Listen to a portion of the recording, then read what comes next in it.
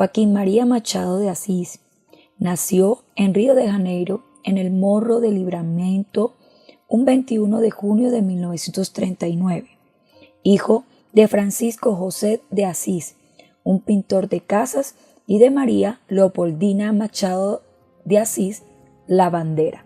Su formación fue autodidacta, aunque fue criado por su madrastra María Inés, quien le enseñaría las primeras letras.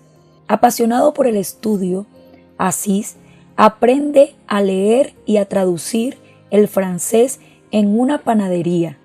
En 1856 trabaja como aprendiz de tipógrafo en la Impresa Nacional.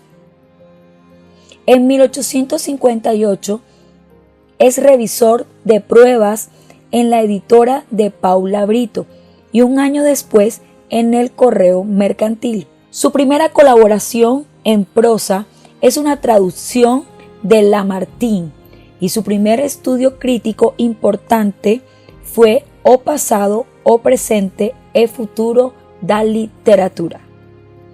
Reflexiona sobre la formación de la literatura nacional.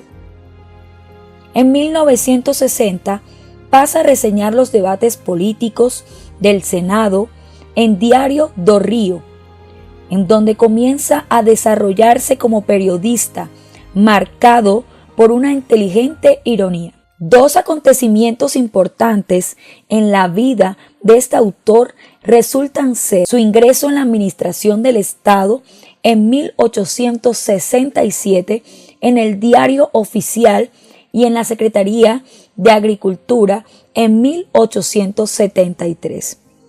Pasado esto, se casó con quien sería una compañera fiel y ayuda perfecta para desarrollar su carrera como escritor.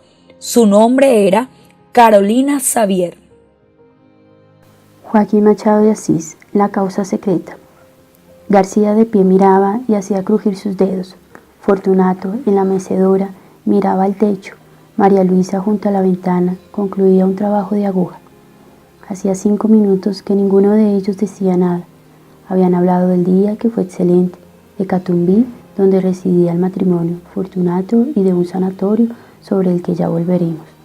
Como los 3 personajes allí presentes están ahora muertos y enterrados, ya es tiempo de contar la historia sin remilgos. Habían hablado también de otra cosa, además de aquellas 3, cosa tan fea y grave que no les dejó muchas ganas de charlar sobre el día, el barrio y el sanatorio. Toda la conversación a ese respecto fue tensa. Ahora mismo los dedos de María Luisa se ven temblorosos, mientras que en el rostro de García hay una expresión de severidad que no es habitual en él. En verdad, lo que ocurrió fue de tal naturaleza que para hacerlo comprensible es preciso remontarse al origen de la situación. García se había doctorado en medicina el año anterior, 1861. En 1860, estando aún en la facultad, se encontró con Fortunato por primera vez en la puerta de Santa Casa. Entraba cuando el otro salía. Le impresionó la figura, pero aún así la habría olvidado de no haberse producido un segundo encuentro pocos días después. Vivía en Rúa de Don Manuel. Una de sus escasas distracciones consistía en ir al teatro de Januario, que quedaba cerca entre esa calle y la playa. Iban 1 o 2 veces por mes y nunca encontraba más de 40 personas. Solo los más intrépidos osaban extender sus pasos hasta aquel rincón de la ciudad. Machado de Assis, un excelente narrador en cuanto a literatura iberoamericana se refiere. Con esta premisa, los cuentos que él ha escrito están enfocados en la aventura. La mayoría de las veces parte de una anécdota que da inicio a desarrollar uno o varios personajes dentro del mismo contexto. El cuento es preciso donde el lector entra a imaginarse realmente lo que él quiere transmitir.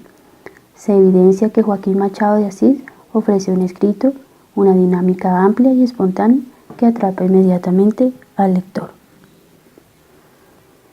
El conocido escritor brasileño Machado de Assis, aunque bien es comparado con escritores románticos y contemporáneos, genera una originalidad en su literatura, de modo que de cierta manera crea un estilo machadiano, que es una manera de escritura simple, sin adornos y demás, pero teniendo en cuenta que hay un aspecto que sí mantiene, y es que está siempre presente la psicología en sus personajes, tal y como lo vemos en el cuento La causa secreta. Pues en este, al final encontramos que uno de los personajes tiene una conducta extraña y perversa,